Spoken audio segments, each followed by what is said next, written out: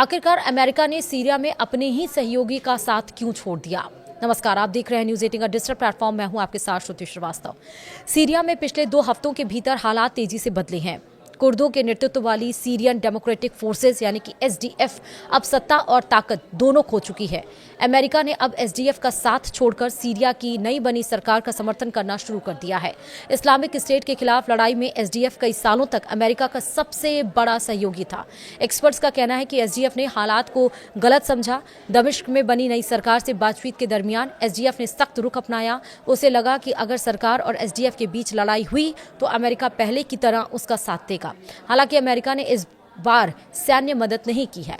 वहीं सीरियाई आर्मी और एसडीएफ में झड़प भी हुआ। 6 जनवरी को उत्तरी शहर अलेप्पो में भारी झड़पें हुई हैं। इसके बाद सीरियाई सरकारी सेना ने बड़ा हमला किया और एसडीएफ को उत्तर पूर्वी सीरिया के ज्यादातर इलाकों से पीछे हटना पड़ा।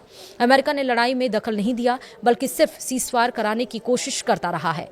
बुधवार तक सीजफायर लागू रहा और एसडीएफ ने एक ऐसे समझौते पर हस्ताक्षर कर दिए जिससे संगठन लगभग खत्म हो गया। अमेरिकी राष्ट्रपति डोनाल्ड ट्रंप ने दिसंबर 2024 में सत्ता में आई अहमद अल शरा की अंतरिम सरकार का खुलकर समर्थन किया। यह सरकार बशर अल असद को सत्ता से हटाकर बनी थी। अल शरा की सरकार ने आईएस के खिलाफ ग्लोबल अलायंस में शामिल होकर अमेरिका का भरोसा भी जीता।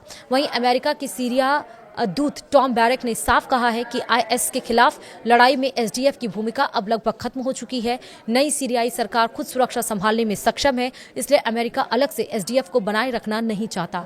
और इसी बीच अमेरिका ने उत्तर पूर्वी सीरिया से आईएस के कैदियों को इराक की सुरक्षित जेलों में भेजना भी शुरू कर दिया है। मार्च 2025 में अल शरा और एसडीएफ प्रमुख मजलूम अब्दी के बीच समझौता हुआ था कि एसडीएफ के हजारों लड़ाकों को नई सीरियाई सेना में शामिल किया जाएगा। इसके साथ ही सरकार सीमाओं, तेल क्षेत्रों और आईएस कैदियों के केंद्रों का नियंत्रण संभालेगी। लेकिन इस समझौते को लागू करने पर महीनों तक बातचीत अटकी रही।